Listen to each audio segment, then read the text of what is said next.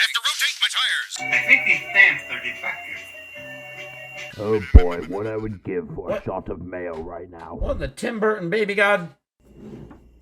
Stax, what the fuck are you doing in my drawer? Hiding from the feds. You're hiding from the feds. Yes, the FBI. I've been stealing sandwiches from the Red Cross and selling them to Jersey Mike's. You've been trafficking sandwiches. Illegally documented. I don't want to know anymore. Never mind. I can't get myself distracted by whatever illegal activity is happening in my drawer. The healthy thing here to do is to self-exposition and continue to work on this episode. Even though I'm not loving where I landed on with this deck. Don't get me wrong, it's a good deck, but kind of makes me seem like Wild card. Power. Wild card. Yeah. That common shouldn't be there. Make it a rare. No, wait. Make it a mythic. I don't like that rare there. Make it a mythic. Snow dual land? No. Make it a fetch land. Get that out of here. I'm immune from having to use commons and uncommon. All I do is win. I just win with the most expensive, wonderful things ever. Playing all the greatest, all the strongest. How can you compete with a force like this? It's just not possible. Fuck it. Oh, bonjour, vous et moi, and welcome to the Bucketman Show.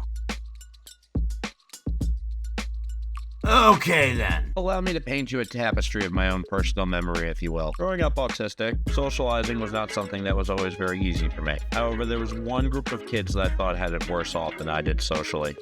Rich kids. When your parents are able to get you nice toys and nice clothes, it's very easy for you to stand out socially. You don't really have to try that hard. But we're going to take that theory to the test in Magic the Gathering. Today we ask Magic the Gathering Arena, are the rich treated the same as everyone else in a deck I like to call Or color money pile. You see, it's very simple. Within this deck here, we have some of the best cards Timeless has to offer us. No intricate strategy, nothing like that. How we win this game is mass amounts of value. Utilizing the graveyard with Deathrite Shaman, making and attacking with food with Oko, keeping our opponents in check with Teferi, and really all the removal we'll ever need. Now let's jump into a game and see if money talks the language of victory.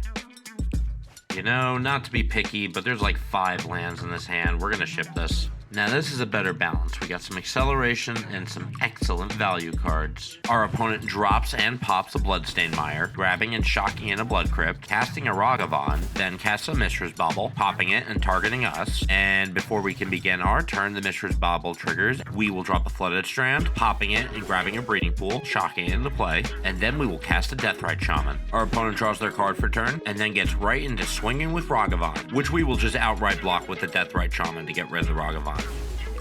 Next, our opponent drops a Bloodstained Mire, cracking it and shocking another Blood Crypt into play. And our opponent lets their OCD shine by casting a Thoughtseize.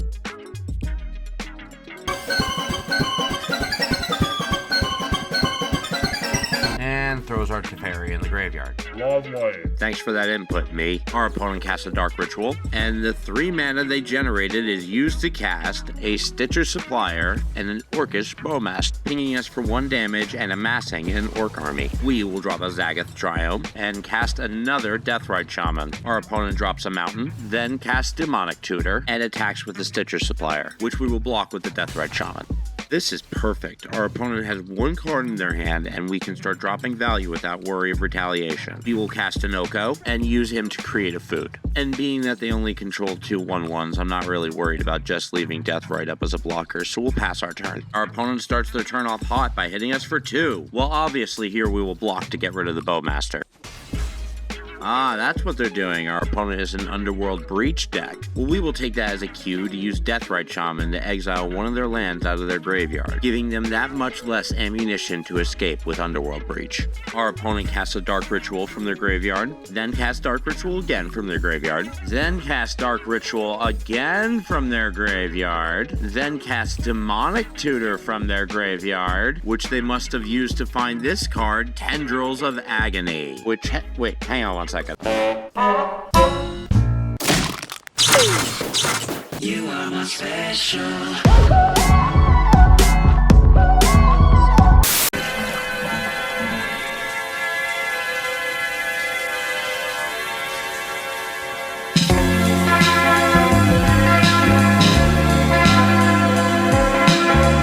Damn, people gotta learn to count. Alright, with game 1 in our pocket, we're just gonna side in all our graveyard hate and go to game number 2.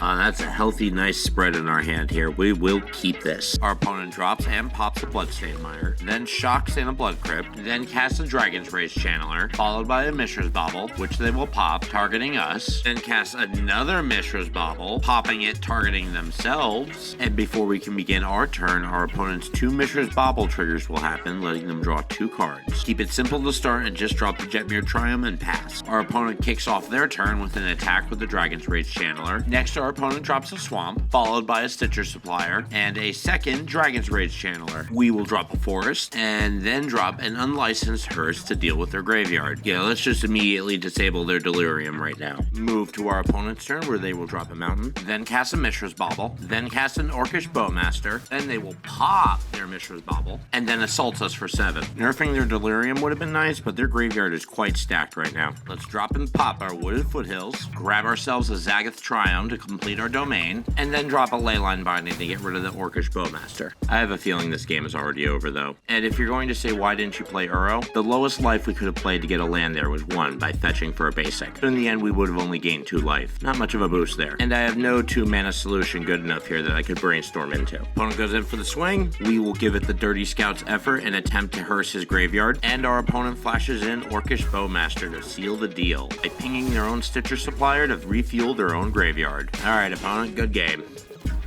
Taking into account how wide their board got there, let's slide in a couple Wraths and go back to it for game number 3. A little bit land heavy, but we got life gain, ramp, interaction, and a board wipe, so we will keep this hand. We will drop a Flooded Strand and pass the turn. Our opponent drops and pops a Bloodstained Mire, shocking into play a Blood Crypt, casts a Stitcher Supplier, which I suppose in response we will pop our Flooded Strand, and grab a Hallowed Fountain to make sure we have the white for our board wipe. Then they cast a Mishra's Bauble, popping it, targeting us, and before we can draw for our turn, our opponent will draw off their Mishra's Bauble. We will shock a Breeding Pool into play, and pass the turn to hold up the counterspell. Alright, we need to have a talk about your piss poor performance in this episode. Oh, now, what are you doing? I am very impressionable by the news and media. And with role models like that, who needs orange juice, am I right? What? Yeah, I don't know. Well, alright then. This episode has been boring. Very, very dull and droll. Where's the madness? Where's the flair? Where's the screaming? The obscenities? I don't know. Maybe subconsciously, since entering YouTube, I've been trying to tread a little more cautiously, a little more careful, a little more calmer. But that wouldn't be you. Think back. Think back hard. Of all of those who inspire you, of all of those you admire, which one of them has taken that approach to this? These creators you follow, you idolize, they all seem to follow one premise. One idea, one core value that's very, very important. Do what you love.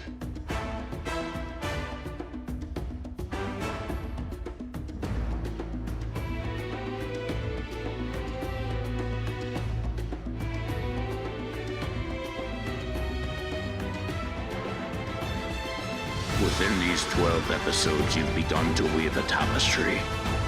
A deep and vast look at the inner mechanisms of your mind and soul. Is that something you want to be anything less than fully transparent and honest about? I don't know. I think there's a great amount of the populace that thinks me sexually assaulting a Muppet sandwich should just stay in my head. A love story for the ages. I will air fry you and eat you. Alright then, well I'll be going now. I have a rally to speak at where I'm going to compare corn to literal fucking oil. Literal fucking oil? We have more liquid gold, oil and gas, more liquid gold. Well, I just met non-liquid gold. You know where it was? Iowa. It's called corn. It's non-liquid. That's much. You have more non-liquid gold. They said, what is that? I said, corn. They said, we love that idea. You know, that's a pretty cool thought, isn't it? That's a nickname in its own way, but we came up with a new couple of words for corn. Yeah, that's where we're at right now. That's where we're at.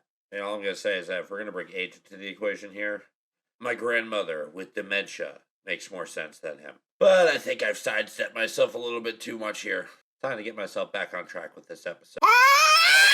What a fucking segue. All right, let's recap here. It's game 3. We're holding up 2 mana for a counterspell on our opponent's turn. Our opponent cast a Chromatic Star and cast a second Chromatic Star and also a Mishra's Bauble, getting ready to have stuff to throw in their graveyard for Underworld Breach. Pops the bauble targeting us, draws a card at the start of our turn. We will drop a Wooded Foothills and then continue to hold open counterspell mana. Our opponent gets in that attack value right away. Our opponent plays a mountain and ends their turn. We will cast a Brainstorm while we still have this fetch land to reshuffle. And our opponent casts an Orcish Bowmaster. How goddamn dare you? Do you know how much of a chore it is to have a productive thought with my mind without your fucking game tax? Counterspell. Fuck you. As we were, now we can continue our Brainstorm. Onto our turn, we will drop a Windswept Heath, crack it, and shock a Stomping Ground into play. We will drop an Uro, gain 3 life, draw a card, and do a bit of ramping. And we'll close out our turn with the Deathrite Shaman to keep our opponent's graveyard in check. Starts their turn cracking their Chromatic Star, then cracks their second Chromatic Star, then drops and pops a Polluted Delta, shocking into play a Blood Crypt, then casts a Dragon's Rage Channeler, then casts a second Dragon's Rage Channeler, and then drops a Ragavan. Wow, you're really dumping your hand, aren't you? Trying to fuel their graveyard by swinging with that Stitcher Supplier. Ultimately a pointless effort, though. Here's why, let me break it down for you. After grabbing an island by popping our Flooded Strand, we will Wrath the Board. Then we'll drop a Soul Guide Lantern to nuke their graveyard. Alright, we've effectively broken our opponent's legs. Let's see how long it takes them before they put the metaphorical shotgun of the end of the game in their mouth. Well, unlike our opponent, we still have a graveyard, so we will use that graveyard we have to help us bring Uro onto the battlefield, drawing us a card and gaining us 3 life. Our opponent casts a Thoughtseize, throwing Mr. Oko in the graveyard, then attempts to cast a Lurrus, which is what we were saving the counterspell for. We will jump into our turn and go right to attacking with Uro, gaining us 3 life and drawing us a card.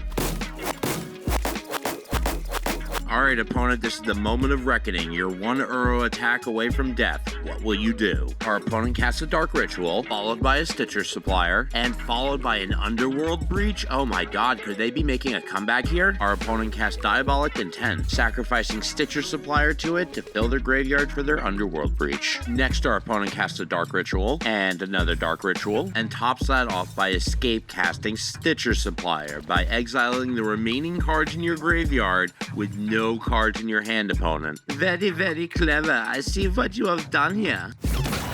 Ah, yes, you see? You have fucked yourself. Hey guys, thanks so much for checking in and watching the video. Please don't forget to like, comment, follow, and subscribe if you enjoyed this video. If you have a deck you'd like to see played on the show, please DM me on my Instagram. Thanks again, guys. See you next time.